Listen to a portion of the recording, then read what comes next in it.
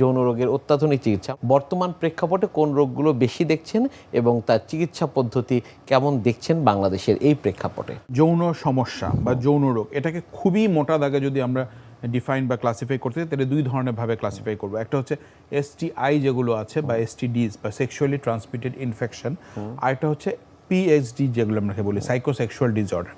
তো recent last 10 থেকে 15 বছরে যেগুলো এসটিআই আছে, সেক্সুয়ালি ট্রান্সমিটেড ইনফেকশন, সেগুলো অনেকাংশে কমে আসছে। কমে আসার প্রধান কারণ হচ্ছে মানুষ সচেতন হয়েছে।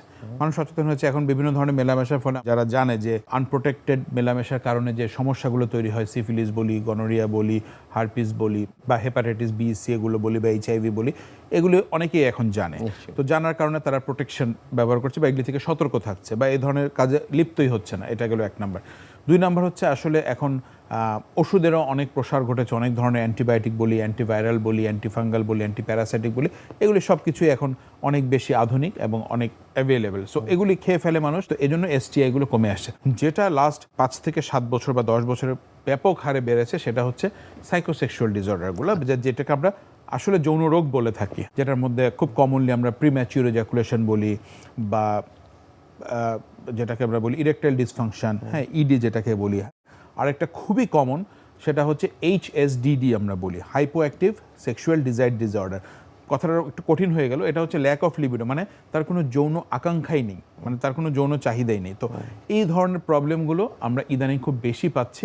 এগুলি এক একটা এক এক কারণ আছে। ইরেকটাইল ডিসফাংশন সেটি বলতে আসলে কি বোঝায়? ইরেকটাইল ডিসফাংশন কথাটার অর্থ হচ্ছে লিঙ্গ উত্থানজনিত সমস্যা। এখন কোন জায়গাটাকে আমরা লিঙ্গ উত্থানজনিত সমস্যা বলবো? তো এটাকে আমরা দুইভাবে ক্লাসিফাই করি। একটা হচ্ছে প্রাইমারি ইম্পর্টেন্স, আর হচ্ছে কমপ্লিট পার্শিয়াল ইম্পর্টেন্স। দুই রকম। যেটা কমপ্লিট তার হচ্ছে কখনোই লিঙ্গ শক্ত হয় না বা মেলামেশার সময় সে কখনোই পারফর্ম করতে পারে না। আর যেটা হচ্ছে পার্শিয়াল, সেটা হচ্ছে পারফর্ম করার সময় হঠাৎ করে নরম হয়ে যায়, কিংবা কখনো শক্ত হয় কখনো নরম হয়, এই জাতীয়।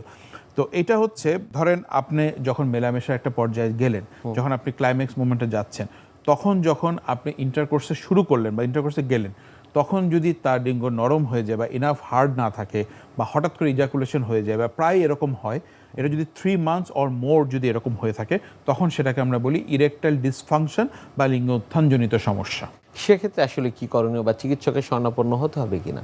প্রথমত হঠাৎ করে যদি এরকম হয় 2, 4, 5, 7, 10 বার, এটা নিয়ে আপনার ঘাবড়ানোর কিছু নেই। এটা যে কোনো মানুষের একটা স্ট্রেস কন্ডিশন হোক, কিংবা কোনো টেনশন হোক, ঘুম কম হোক, বা যে কোনো পারিপার্শ্বিক কারণে কিন্তু এটা হতে পারে। হ্যাঁ, এটা যদি আপনার 3 মাস 6 মাস পর্যন্ত পারসিস্ট করে, তাহলে আমরা এটাকে ডিজিজ বলি। এটাতে অবশ্যই আপনাকে চিকিৎসকের শরণাপন্ন হতে হবে, যারা যৌন রোগের চিকিৎসা করেন বা যারা সেক্সোলজিস্ট আছেন তাদেরকে। তো কেন হতে হবে? প্রথমত আমাদেরকে বের করতে হবে যে এই ইডিটার কারণটা কি। প্রথমে আমরা এটা রুট কজ অ্যানালাইসিস বলি। আমরা রুট কজ অ্যানালাইসিস করব। তো যখন আমরা রুট কজ অ্যানালাইসিস করে বের করব, তখন কিন্তু আমরা সেটা ট্রিটমেন্ট করতে পারবো।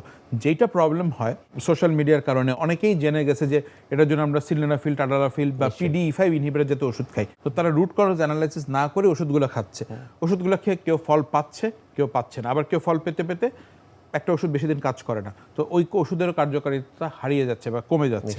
এই প্রবলেমগুলো আমরা খুব পাই। তো এই জন্য এটা যখন আপনি একটু দীর্ঘ সময় যখন আপনি এক্সপিরিয়েন্স করবেন ইডিটা, অবশ্যই একজন যৌন রোগ বিশেষজ্ঞের কাছে আপনি দেখাবেন।